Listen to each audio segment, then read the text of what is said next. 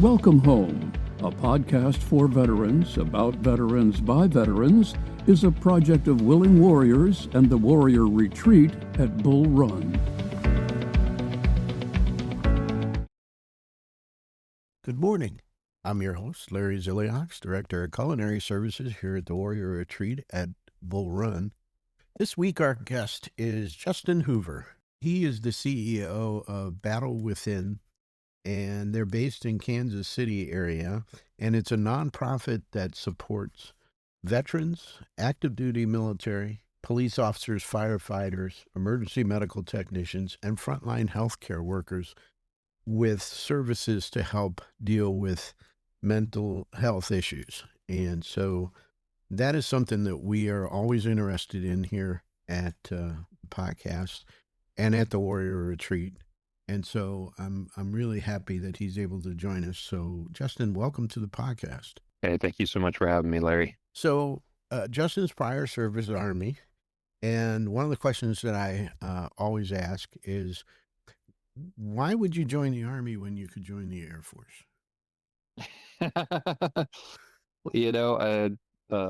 Growing up, quite a few family members and friends of the World War II era and Vietnam era. It just seemed like the Army and the infantry was something that I always wanted to do. Actually, I was a senior when the towers fell, and I considered joining, a competition, and I graduated. It was like, man, we kind of gone into Afghanistan and whooped these guys, and I don't really want to be a peacekeeper. So I went off and did some college, and then at the lead up of where I realized that was my opportunity, and I enlisted. That we went over the berm, and wasn't able to get training until December of 2003, but that was the start of my career. Mm-hmm. And what did you do in the Army? Yeah, so I was an infantryman. Okay. I was with the 25th ID, Lewis, so we were the Striker Brigade. I was a radio op for my platoon. So we deployed over in Iraq in 405, up in the Tel Afar, Mosul region. It was kind of post-surge, and there quite a bit of hard fighting up there because there just weren't enough of us. And it was a very interesting to be up there and quite enlightening for me as well. Yeah. And so you went in 2003. When did you separate? I did in 2006. My deployment was over. I ended up Purple Hearts. The second one was thanks to a suicide bomber. I got medevac to the States. And then that fall, the next spring, 06, my enlistment ended, and I realized that thanks to kind of some of those explosions, that my reaction times were pretty slow to be a gunslinger still. So it was time to hang it up. How did you get involved with Battle Within? Did you transition? Yeah, No. I came back to Kansas City, where I'm from, here in marketing, and really spent the next decade kind of doing marketing stuff, video production, web development, social media creation, kind of before Facebook took it over, just kind of those different things. And I really enjoyed it. And then I always joke, like I was the last person you would think that would become the advocate for vulnerability, because that was not me. I had like that very infant front mindset. Kind of throughout that time, getting divorced and remarried, I really came into this work. My oldest stepdaughter, when she reached high school, just had some challenges with suicidality and self-harming and depression, and trying to keep a kid alive in a war zone again.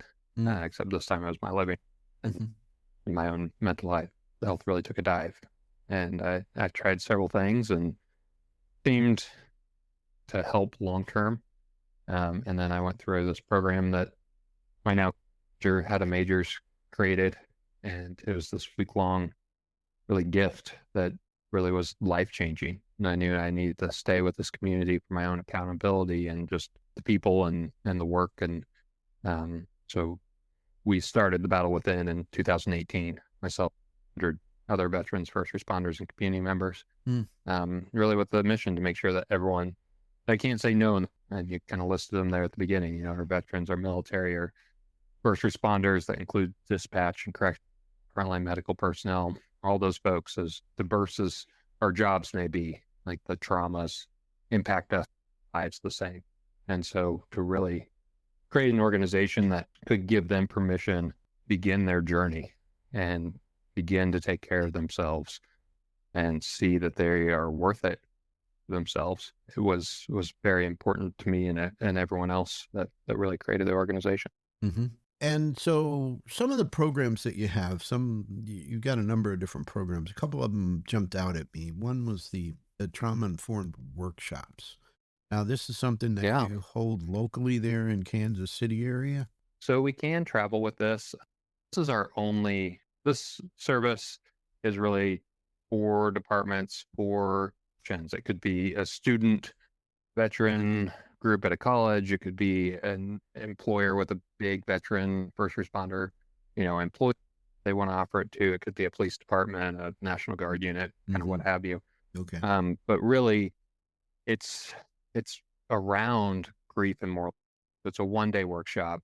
I'm sure you sat through some of those suicide briefs, much like I did in the military, where it's hey, ranking officer, he reads the slideshow along with you for the first time himself.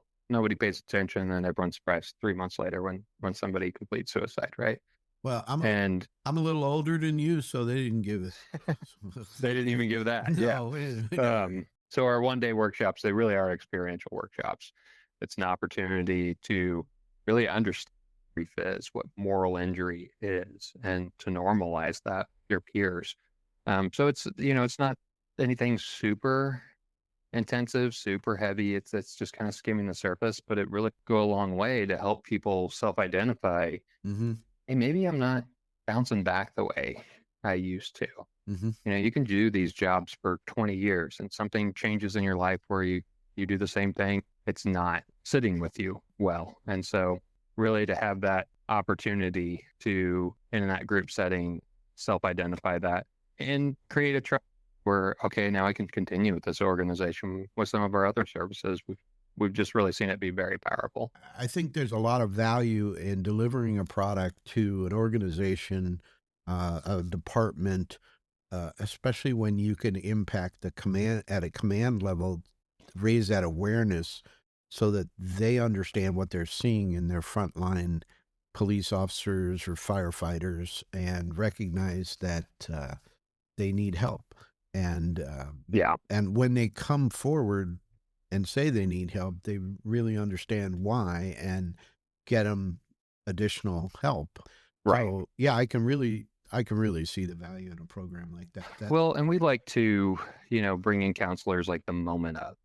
Here in Kansas City, a few years back, we had our chiefs have been on a good run up until this year, and we had the Super Bowl parade, and there was a gunman there, and people died, and it was very impactful and hard for the city. We had 1,000, first responders running towards the gunfire, right? And we did like a support group right after that, and it was very beneficial. And that's kind of how those events happen, right? Like you bring in the counselors, you do like the acute care, and then it's just kind of expected that everyone's okay, we're good now, let's get back to work. Yeah. And it's really like that 3 months, 6 months where after you come out of that crisis stage yourself, after you go back to kind of your setting, that's when it starts to set in that, hey, maybe something's not right. Maybe I'm not bouncing back the way I usually do.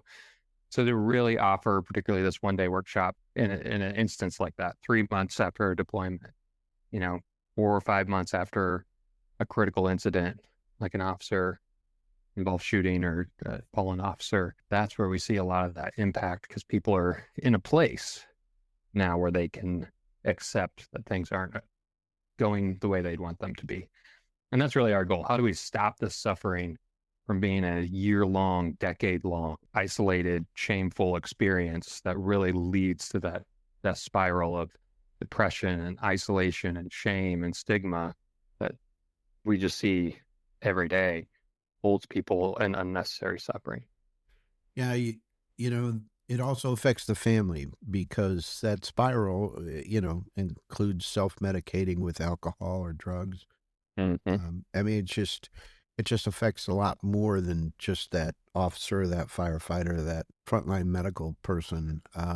And what I think people don't realize is that when you have a traumatic incident like that, and that involves a number of people, it affects that officer differently who's been on the job 8 months as opposed to one that's been on the job for 18 years. And Right. anything that the department can do to educate its people about how it affects differently different people and what moral injury is huge, and it's a huge benefit. Right now, listeners, I want to direct you to the webpage. It's thebattlewithin.org, O-R-G. I want you to go to the webpage and check it out. There's a lot of different services available.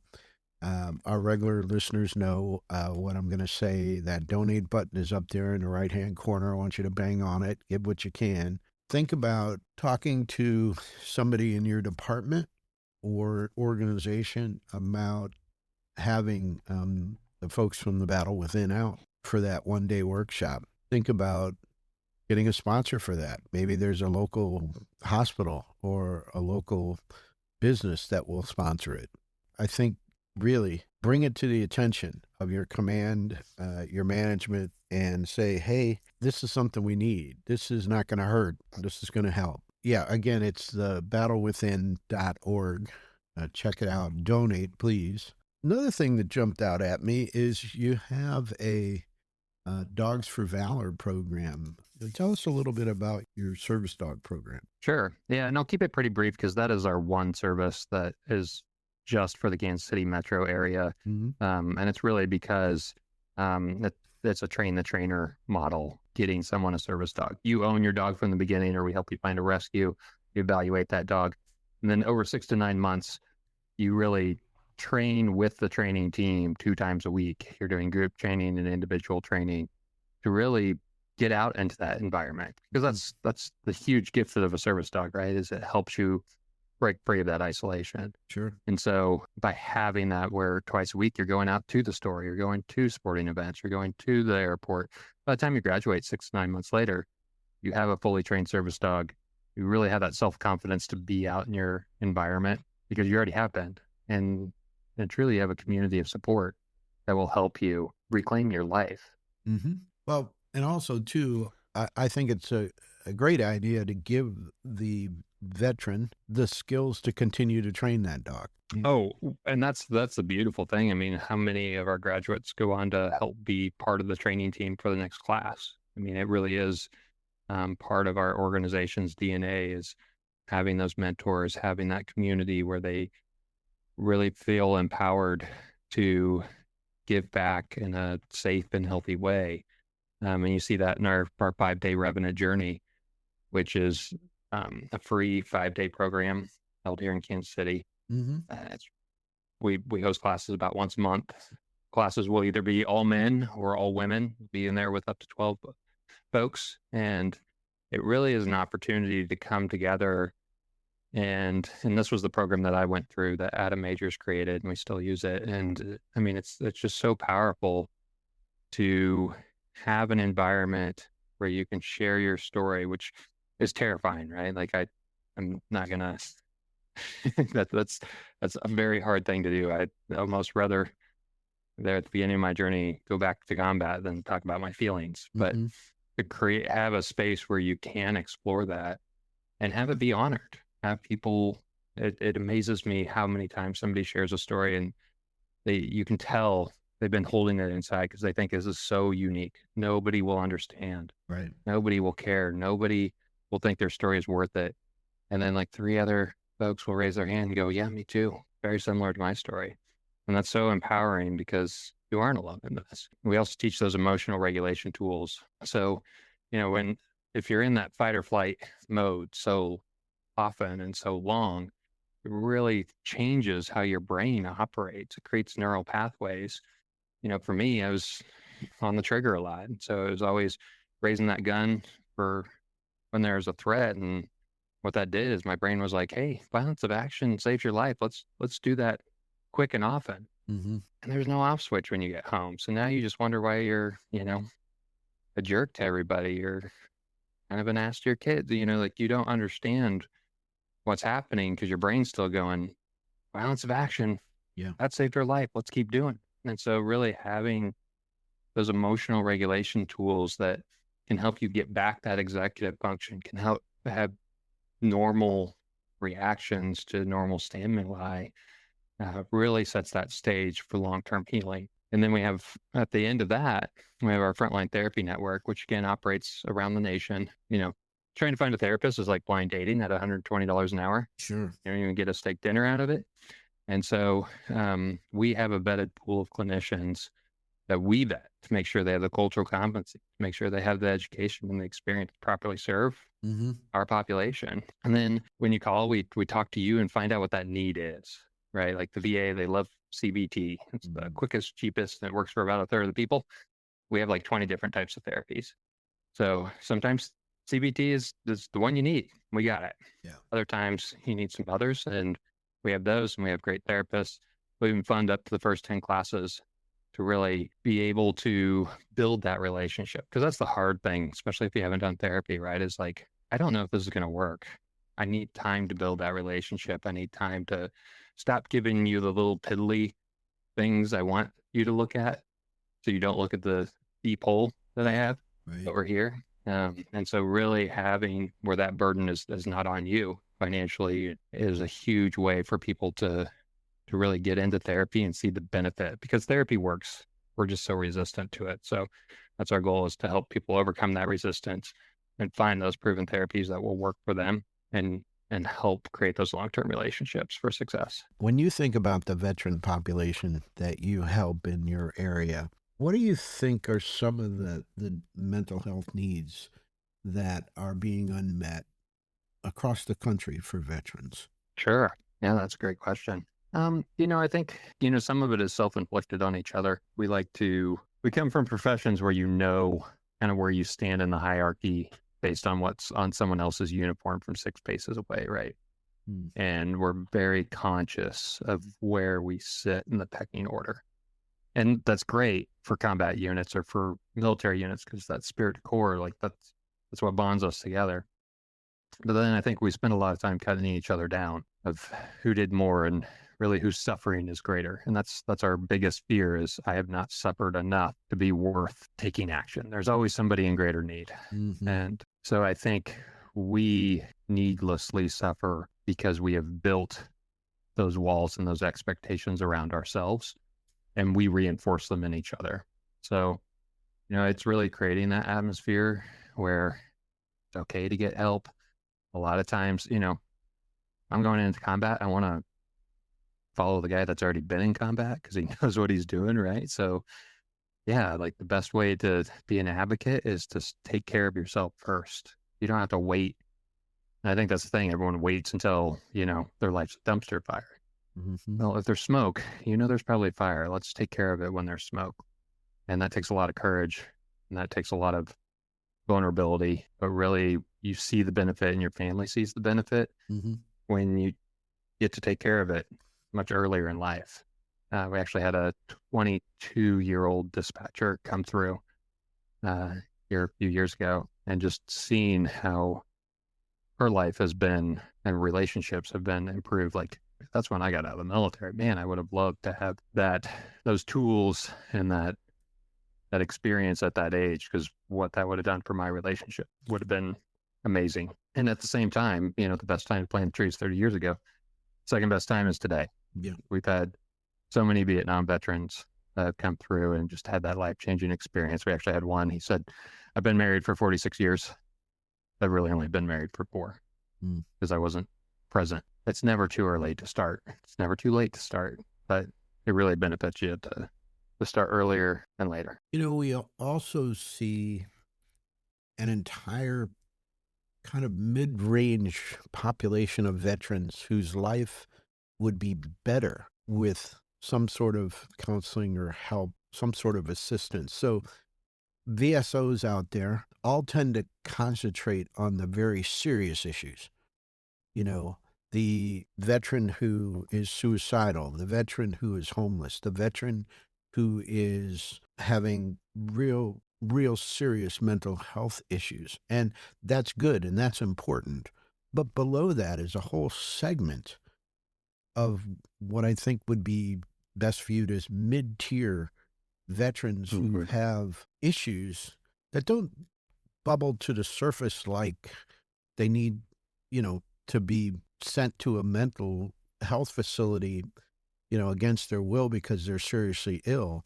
But they have issues. And if they just got those issues addressed, their life in general would be so much better. They would get, maybe more promotions at work. Right. It would just impact. And I think that is a whole segment of our veteran population that just needs this kind of course, this kind of therapy to just demonstrate to them that it can help. It can help improve their life, that they don't have to, like you say, wait until it's a dumpster fire. Right. And I think part of that is, if you look at funding, most funding is for suicide prevention. Most funding is for homelessness. We don't really have a lot of, and I wouldn't say that's unique to veterans. I think, the best way to keep somebody out of poverty and homelessness is education. Mm-hmm. We don't, as a country, don't tend to fund education like we used to, so I think we like to be saviors as Americans. We like to, look, this person was on the brink of suicide and we saved them. Count them on the wall and let's get them help. But yeah, I mean, you're 100% right. If it's, hey, I learned the tools, I learned how to communicate what I'm feeling, I learned to normalize that what I'm feeling isn't the end of the world, they're not going to get to that suicidal place.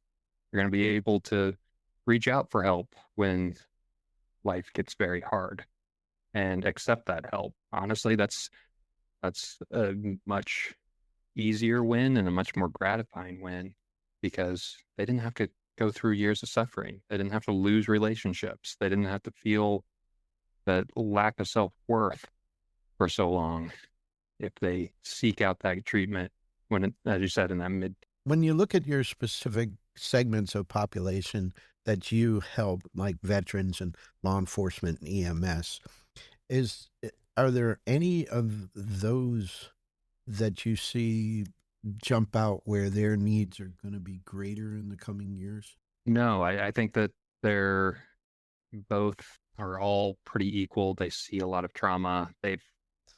There's a lot of people that enter these professions with trauma from childhood. But honestly, like, it gave them not healthy coping mechanisms, but it gave them coping mechanisms to be really proficient in these jobs.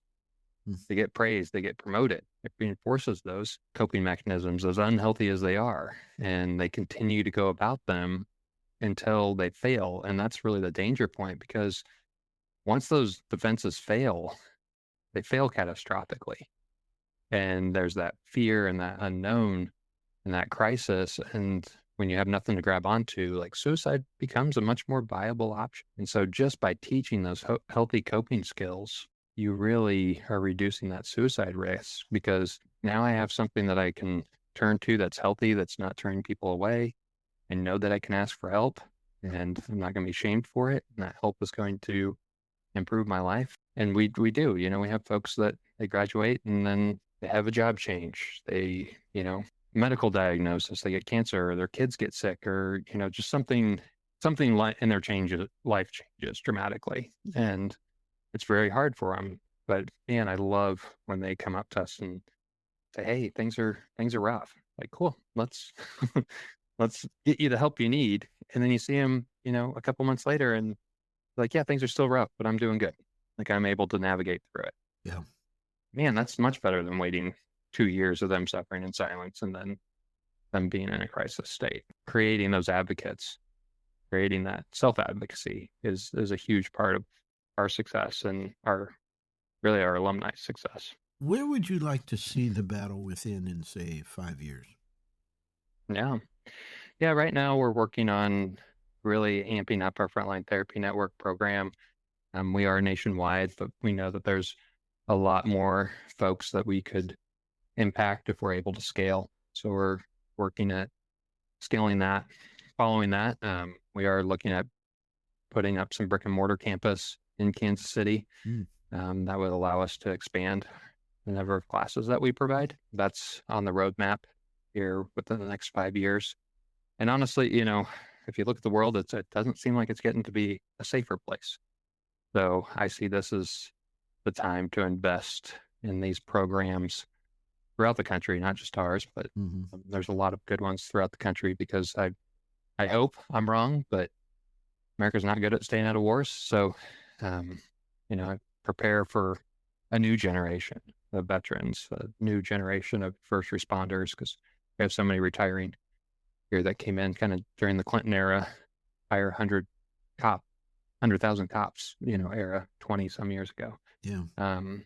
And so I feel like very grateful, particularly the Vietnam era, because, they had it so rough coming home. And when we came home, the GWAT era, they weren't going to let that happen to us. And I feel like the pendulum kind of swung the other way. It was almost swung towards like hero worship. So yes, you were welcomed home, but there wasn't really the help there. So I feel like we are having the research, we're having the clinical programs, the efficacy.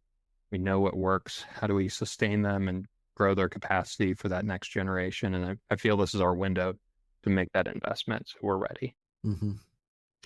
Well, listeners, you want to go to the webpage, thebattlewithin.org. Check it out and donate, please.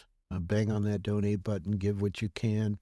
Also, you want to talk to your command, you want to talk to your management, you want to talk to leadership and talk to them about the trauma-informed workshop that they can come out and provide to your organization and reach a group of veterans, first responders, whoever, and that's going to help your command. It's going to help your company. It's going to help your organization. And this is something you want to do sooner rather than later. So please take a look at the webpage, direct other veterans, battle buddies, family members to the webpage, have them take a look. If you need counseling in a particular issue you're having, or you have a relative or a friend or a battle buddy who you think needs counseling, reach out to them. And they have their Frontline Therapy Network. They can put you in touch with vetted resources that will help, that have that cultural knowledge to understand better what you're going through. And so please take a look at the webpage. It's thebattlewithin.org. Justin, thanks so much for joining us today. We really appreciate it. Oh, Larry, it's such an honor to be here. Thank you so much for having us. Again, to anyone listening, if you're thinking of needing services, we'd love to be able to help. All of our services are confidential, and it's never too early. It's never too late to start, but I can guarantee you that at our organization, you will find people that understand, people that care, and people that believe that you're worth it. And we look forward to being able to hear your stories. So thank you very much for your time today. You bet. Listeners, that's the battlewithin.org. So we'll have another episode next Monday morning at 0500. You can find us on all the major podcast platforms. We're on YouTube and Wreaths Across America Radio. So until next time, thanks for listening. The Welcome Home podcast is brought to you by Willing Warriors, a nonprofit organization serving active duty service members and veterans since 2012. To learn more, please visit our webpage at willingwarriors.org.